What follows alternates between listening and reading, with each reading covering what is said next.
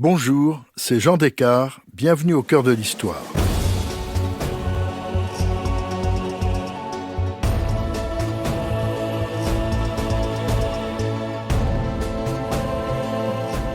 À l'occasion du Salon de l'Agriculture, je vous raconte l'aventure de la pomme de terre.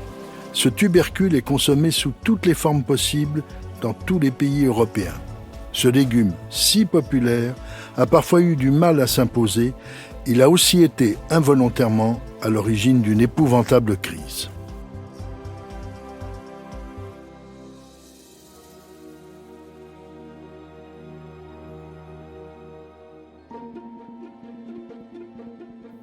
La pomme de terre nous vient d'Amérique du Sud. Elle est originaire des Andes du Chili et du Pérou. Elle débarque logiquement en Espagne en 1534. De là, en 1588, elle est envoyée en Autriche au savant botaniste Clusius qui la répand dans les États allemands. Puis, elle passe en Suisse et d'une façon marginale dans l'est de la France.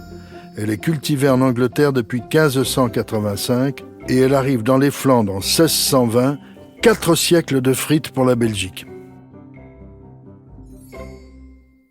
Mais en France, on se méfiait de ce légume. On considérait que c'était une nourriture pour les animaux.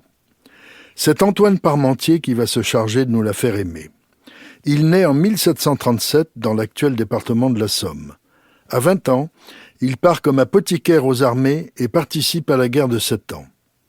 Blessé et fait prisonnier à Hanovre, il en profite pour étudier la flore de la région.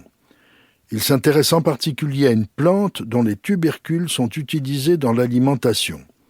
Rentré en France, il reprend ses études et il obtient en 1766 le grade d'apothicaire aide-major avec poste et logement à Paris, à l'Hôtel Royal des Invalides. Son laboratoire y est encore conservé. En 1772, il est nommé au grade d'apothicaire major. Cette même année, l'Académie de Besançon fonde un prix dont le but est de découvrir de nouveaux végétaux pour l'alimentation humaine. Cette démarche est dans l'esprit des physiocrates, ces philosophes économistes du XVIIIe siècle. Parmentier concourt et propose la pomme de terre. Il en a déjà cultivé plusieurs variétés. Il en a fait l'examen chimique. Il a constaté qu'elle était comestible et parfaitement sans danger. C'est lui qui, en 1773, remporte le prix de l'Académie de Besançon. Il souhaite en faire un produit de grande consommation. Après la famine de 1785, avec le soutien du roi Louis XVI qui a goûté et aimé la pomme de terre, Parmentier organise une promotion publicitaire de ce légume pour convaincre la population.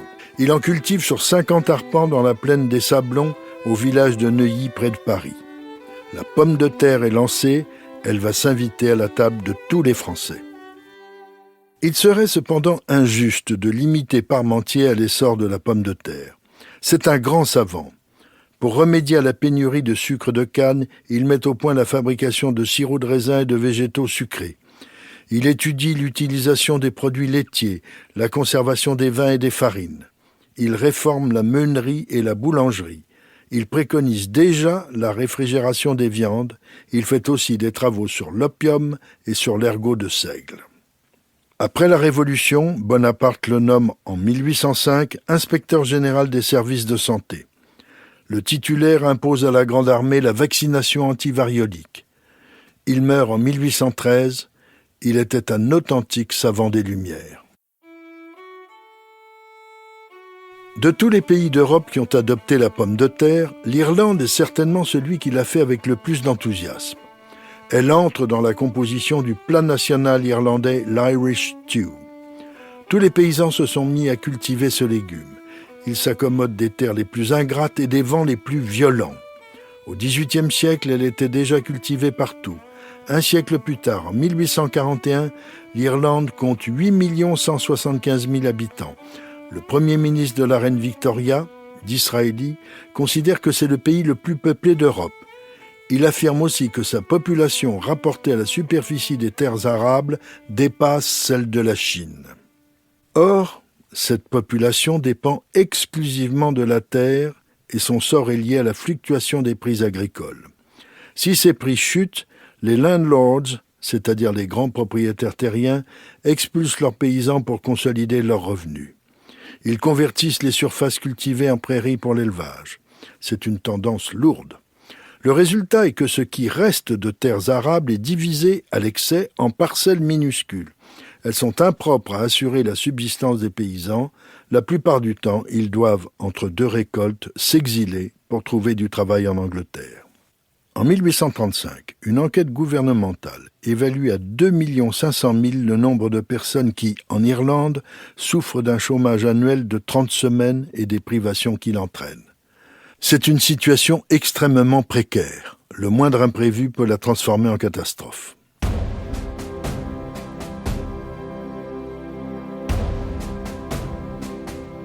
En 1845, l'imprévu s'appelle Phytophthora infestans, autrement dit le mildiou. Il s'abat sur l'ensemble de l'Europe, anéantissant les récoltes de pommes de terre tandis que les intempéries détruisent les céréales. La pénurie sévit partout, en Angleterre, en France et dans la Confédération germanique. En Belgique, plusieurs centaines de milliers de Flamands subissent la famine et le typhus. Ce même fléau cause 16 000 morts en Silésie, qui est une partie de la Pologne. La crise agricole s'ajoute à la crise économique que traverse l'Europe, contre-coup des spéculations effrénées sur les chemins de fer et sur la métallurgie. Plusieurs banqueroutes entraînent du chômage et une récession dans de nombreux pays. Mais c'est en Irlande que la disette prend une ampleur inhabituelle. Elle surpasse en horreur tout ce qu'on avait vu jusque-là. Lord John Russell la qualifie de « famine du XIIIe siècle ». Pourquoi est-ce plus grave en Irlande ? La réponse nous est donnée par Louis-Paul Dubois. Les Irlandais vivent de pommes de terre comme les Chinois de riz. Vienne une mauvaise récolte, ce sera la catastrophe. Il n'y aura pas une seule mauvaise récolte, mais plusieurs. En 1845, le mildiou détruit la récolte en quelques jours.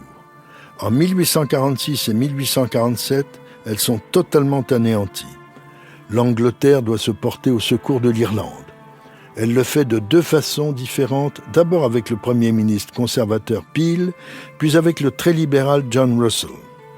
Le conservateur Peel décide d'acheter 100 000 livres sterling de maïs aux États-Unis pour nourrir les Irlandais. Il met sur pied une commission de secours. Des commissaires sont chargés de former des comités locaux pour réunir des fonds et acheter des denrées alimentaires. On instaure une politique de grands travaux pour créer des emplois. Enfin, le gouvernement britannique s'engage à prendre à sa charge les 2/3 de l'assistance alimentaire. L'effort est considérable, mais insuffisant. Il y a surtout un étrange paradoxe. Les landlords reçoivent de leurs paysans une rente. Pour s'en acquitter, les paysans, déjà éprouvés par la disette, cultivent et exportent des céréales auxquelles ils ne peuvent toucher de peur d'être chassés de leurs terres. La conséquence effarante est que l'Irlande, pendant toute cette période de famine, continue à exporter des céréales et du bétail uniquement pour le service de la rente foncière. Le spectacle des convois protégés par l'armée, acheminant les céréales dans les ports irlandais, est évidemment intolérable aux foules affamées. Robert Peel veut abolir les Corn Laws, les taxes. Il y sacrifie sa carrière politique. Il parvient à faire voter son abrogation, mais ne peut se maintenir au pouvoir.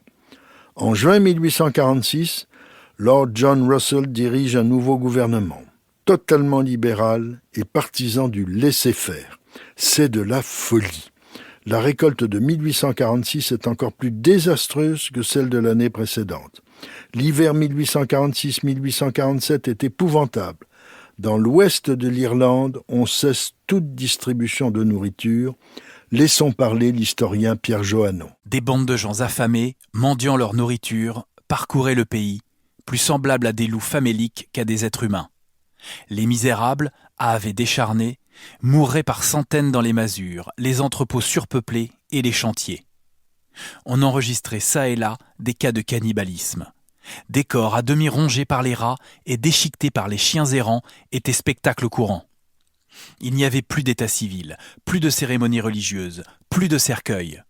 On emportait à la hâte les cadavres dans une bière à fond mobile, d'où ils tombaient tout droit dans la fosse commune. L'État britannique est totalement défaillant. Les associations charitables prennent le relais. Les Quakers, l'association anglaise du baron Lionel de Rothschild, acheminent et distribuent les secours.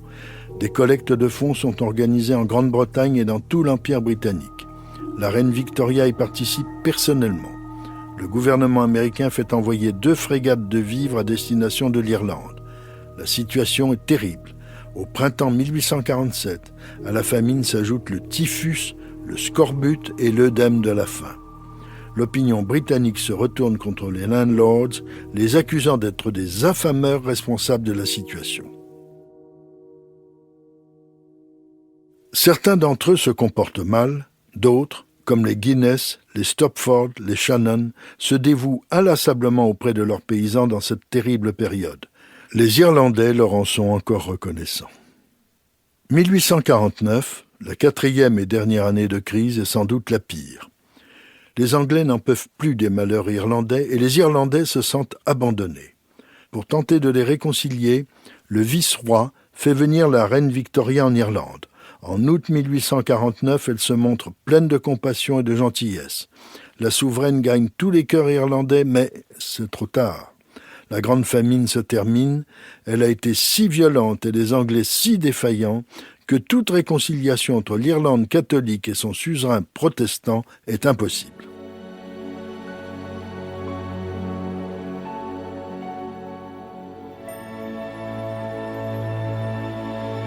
La première conséquence de ces 5 années de famine est évidemment démographique.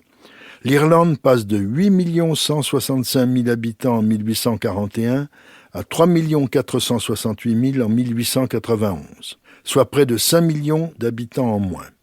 Naturellement, cette chute spectaculaire n'est pas due seulement à la mortalité, mais aussi à un autre phénomène dont nous reparlerons, l'émigration.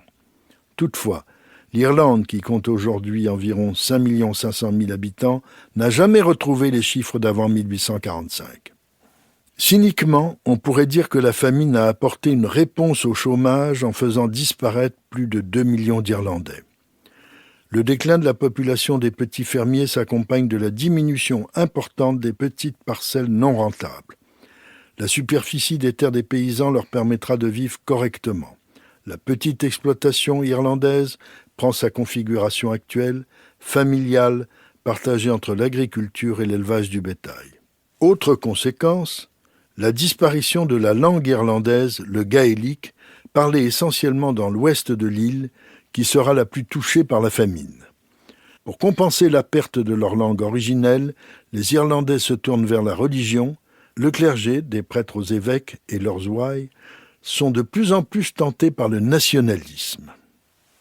La conséquence la plus importante est évidemment le grand mouvement des migrations. Il va vider l'Irlande d'une partie de ses enfants. Beaucoup se tournent vers la Grande-Bretagne, Liverpool, Glasgow, Manchester, Londres bien sûr. Toutes ces cités ont leur petite Irlande. C'est un sous-prolétariat de gens malades et affamés qui va provoquer la colère des ouvriers britanniques.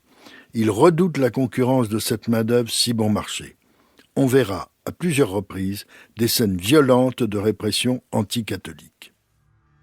Beaucoup d'Irlandais partent plus loin dans l'Empire, au Canada, en Australie, en Nouvelle-Zélande. Mais l'essentiel se tourne vers les États-Unis. Par milliers, ils s'embarquent pour le Nouveau Monde. Leurs transporteurs profitent de leur misère. Les bateaux sont surchargés. Ces pauvres passagers n'ont souvent pas assez d'eau ni de nourriture pour la traversée. Quant aux consignes de sécurité, elles sont inexistantes. On les appelle les bateaux cercueils. Le typhus s'en mêle. Un exemple. Sur les 440 passagers du Larch, 108 mourront en mer et 150 arriveront sur la terre américaine porteurs du typhus. Écoutons une commissaire de l'immigration. Si l'on pouvait dresser des croix sur l'eau, la route des émigrants à travers l'Atlantique ne serait qu'un immense cimetière. Si les États-Unis ont été émus par la famine irlandaise, ils le sont beaucoup moins par cet afflux d'immigrants sans ressources qui ne peuvent que faire baisser les salaires.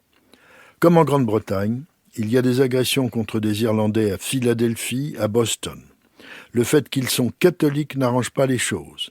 Les immigrants s'entassent dans des quartiers insalubres, notamment à New York. Il y a de la violence et déjà des gangs. Pourtant, des Irlandais se feront une place aux États-Unis. Beaucoup vont travailler dans les chemins de fer, les canaux et le bâtiment. Ils sont nombreux à s'engager dans la police. Il y a des sociétés secrètes de défense ouvrière contre les patrons. Dès 1889, il contrôle pratiquement un important syndicat, l'American Federation of Labour. Les Irlandais prennent aussi le contrôle de l'Église catholique américaine, très centralisée, contrairement à l'émiettement des sectes protestantes. Elle compte aujourd'hui 50 millions de fidèles. En peu de générations, certains vont faire fortune. 2 exemples célèbres. Les Kelly, dans le bâtiment à Philadelphie. Grace Kelly aura le destin d'une star, puis celui inoubliable d'une princesse de Monaco. Et les Kennedy, qui, après les affaires, choisiront la politique. Ils donneront un président aux Américains. Pour des mangeurs de pommes de terre, certains ont bien réussi, appartiennent à l'histoire des États-Unis et du monde.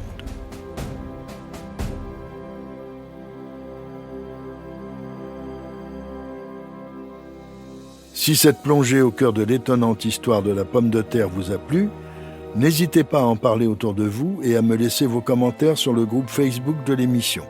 Je vous dis à bientôt pour un nouvel épisode de Au cœur de l'histoire. Au cœur de l'histoire est une production Europe 1 Studio. Ce podcast est écrit et présenté par Jean Descartes. Il a été réalisé par Guillaume Vassaux. Pour ne rater aucun épisode, abonnez-vous sur Apple Podcasts ou vos plateformes habituelles d'écoute.